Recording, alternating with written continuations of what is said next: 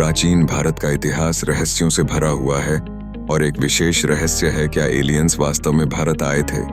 हमारे ग्रंथों में संदर्भित उड़ने वाली मशीनों और दिव्य अस्त्रों को देखकर कई सवाल उठते हैं। क्या ये सब कुछ महज कल्पना है या इसके पीछे वैज्ञानिक तथ्यों की कोई जड़ भी है?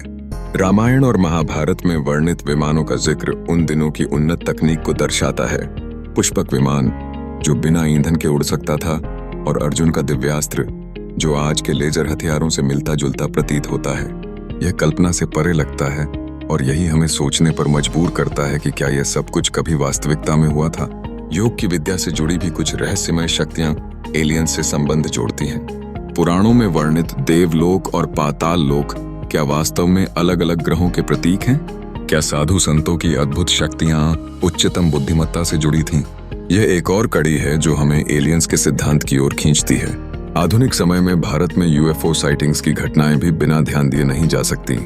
भारतीय सेना द्वारा लद्दाख और अरुणाचल प्रदेश में देखी गई रहस्यमयी उड़ती वस्तुएं उन प्रश्नों को और बढ़ा देती हैं।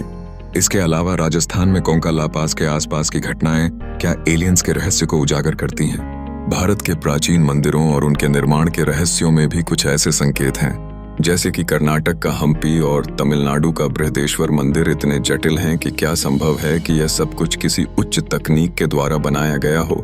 नासा द्वारा किए गए अध्ययन इस विषय को और भी दिलचस्प बनाते हैं। वेदों और संस्कृत ग्रंथों में छिपे वैज्ञानिक तथ्यों की खोज की जा रही है। क्या यह एंशिएंट एस्ट्रोनॉट थ्योरी से जुड़ा है? यह सोचने का विषय है कि क्या हमारी प्राचीन जड़ों में कोई अनजानी विज्ञान की गहराई छिपी हुई है। अंत में यह कहना कठिन है कि क्या एलियंस वास्तव में भारत आए थे या यह सब सिर्फ हमारा कल्पना का हिस्सा है। लेकिन जो तथ्य हमारे ग्रंथों, मंदिरों और घटनाओं में मिलते हैं वे हमें इस खोज की ओर बढ़ाते हैं।